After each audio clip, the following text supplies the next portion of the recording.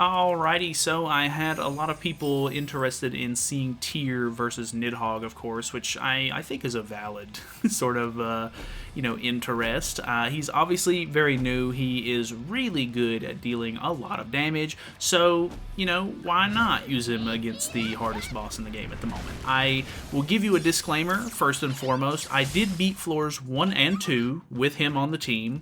I did kind of just end up giving up on floor 3. I did make it a decent ways in. I was almost able to beat phase 2, but at the end of the day, he's kind of just on the team to deal damage. He doesn't really have the greatest utility when it comes to this fight, which I think is what's holding him back from actually being a viable unit for the fight overall. Like, this fight in general just needs a lot of synergy. You need all of your cards to kind of have a purpose, whereas with Tyr, he's just doing too much.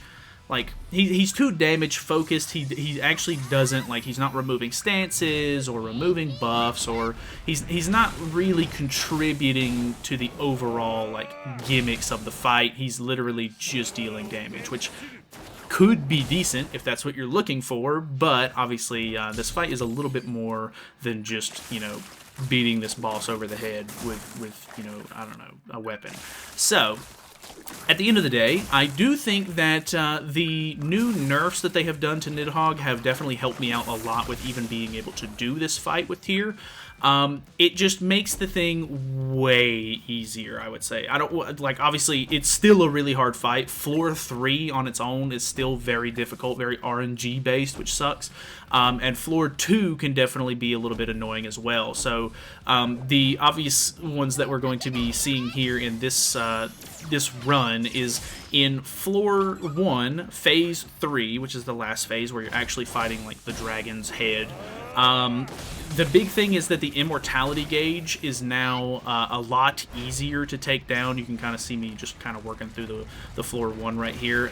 This team specifically doesn't have a whole lot of stance cancel potential, which is probably what was screwing me a little bit here. If you don't know, on phase 2 of each floor, you have to deal with this humanoid tentacle monster, and he has these gray stacks that you really need to use stance cancels to get rid of, and the only stance cancel I have on this team is unfortunately Meliodas' ultimate. So, not great, having to rush an ultimate just to get rid of those stacks, and he does replenish them at some point, so I'm basically just having to use raw damage to beat through them, which is actually not too bad. I have a 3-6 on my Tyr. You can see he's doing, that was like a 181, and it actually dealt some pretty decent damage, plus he gained some attack-related stats once you use his ult there, so overall, it wasn't bad. I was able to sort of beat through this first floor relatively easy. I would say if you've at all tried to do Nidhogg and you got pretty close to beating floor 1 at all, I would say that it is completely doable now.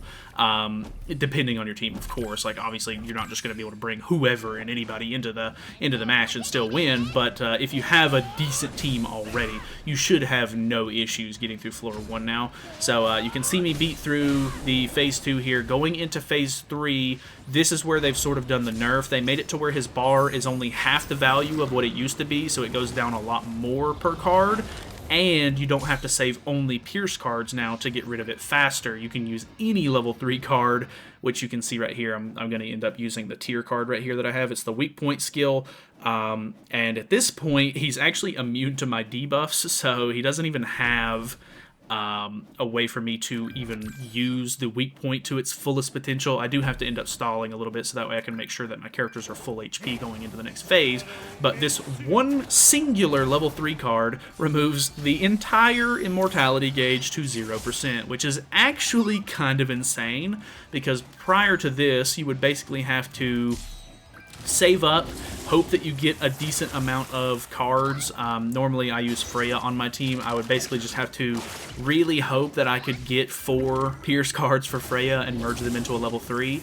and that would only take 50% of the bar down, whereas now, because the bar is half the value it used to be, and you don't have to use Pierce cards, you can use any cards, they all do the same amount of damage now, you can just use any level 3 card. So basically, as you're working your way through phase 2 or whatever, if there's cards that you're just not using for any particular reason, if you end up drawing enough of them, you can just merge them into a level 3, take down the whole bar, and then just get some decent damage dealing cards like this and then just one-shot the entire phase. So it's actually kind of nuts. If you have the perfect setup going into floor 3 or phase 3, you can probably one-turn this phase now, which is kind of crazy to think about because it used to be so much more difficult. Like, I don't want to say difficult, but it used to be a lot more stalling than this. So yeah, let's hop over to floor 2 really quickly because this is where it's going to get a little bit more interesting. I think this is where Tyr starts to fall off a little bit. So, moving on into floor 2, the big thing with, obviously, the first turn is that he has that blue immortality stack that you have to deal with. Normally in this stage, you just want to make sure that you're either cleansing or healing enough to where the corrosions that he puts on don't kill you, and then you need your last attack skill to be a stance or a buff cancel, so that way you can get rid of the immortality stack, because if you get rid of it early and it doesn't kill, he basically just gains an insane amount of stats and one-shots you. So, make sure that if you're using a team like this, you either use Melee's ultimate or some sort of buff cancel as your last card, so that way it kills and then you're good to go. This is kind of where the team got a little bit worse in floor 2 or phase 2 here. You really need to try, or well, you don't have to necessarily get rid of these gray stacks that he has, but he will end up putting on stances in this stage that you really want to get rid of, because the counter attack that comes with the stance is really not what you want to take too much hits from, because it just deals a really decent amount of damage. So it was honestly just a whole lot of me sort of rushing Melee's ultimates here and being able to actually get rid of that stance when he does put it on, and just kind of whittling down the fight. I went ahead and kind of shortened it, because I'm sure if you've looked into Nidhoggr at this point at all, you probably know that that phase is going to take a little bit of stalling. So going into the last phase here, the problem with this phase is that you need to keep his bar, or his health bar, sorry, below 50% HP, which can be a little bit difficult, but I went into this phase with 3 ultimates and some decent melee cards in hand, so I can basically just use those to sort of deal the damage that I need to. You can kind of see I do have a 3/6 Tyr. I don't know if I've already said that in this video or not, if I had to re-record this a couple of times, but he dealt some pretty good damage there overall. And his cards in general just deal some pretty decent damage. I mean, 108's not great, to be honest with you, but the fact that he can use single targets and stuff to help get melee stacks and everything is definitely kind of helpful there. It ended up being, I don't know, he just ended up kind of just sitting on the team at this point, and just I can kind of throw his cards out here or there to get a little bit of damage off, but it was mainly going to be me trying to keep stances up with Deanne, so that way nobody else is getting hit, cleansing off these debuffs that he constantly puts on you every single turn, which is super annoying, and then just keeping his bar below 50% HP, so that way his immortality gauge gets lowered each time.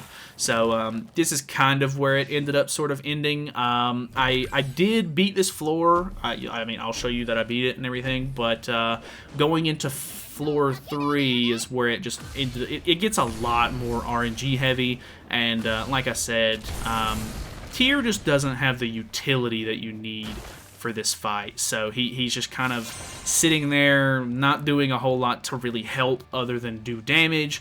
And on floor 3, it's not necessarily about dealing the most damage, it's more about actually dealing with the mechanics of the fight and whittling down the immortality gauges, because every single phase in that floor has an immortality gauge to deal with. So, just not really ideal. There has been somebody who's already beat it, of course, but I wouldn't really recommend you put yourself through that unless you're just a real masochist, or you either have like a really, good account with a high level of dupes on every single one of your characters. So I don't know that I would really recommend you go out of your way to summon for this character just for Nidhoggr purposes, but I would say that he's a pretty overall well-rounded DPS unit in general. So if you do want to use him for any sort of damage dealing mechanics or anything in any of these fights, I'm sure he could actually do some good stuff in some of the previous Demonic Beast battles. But for Nidhoggr, he's just way too mechanic heavy, and Tyr doesn't have the cards that you need to deal with those mechanics. So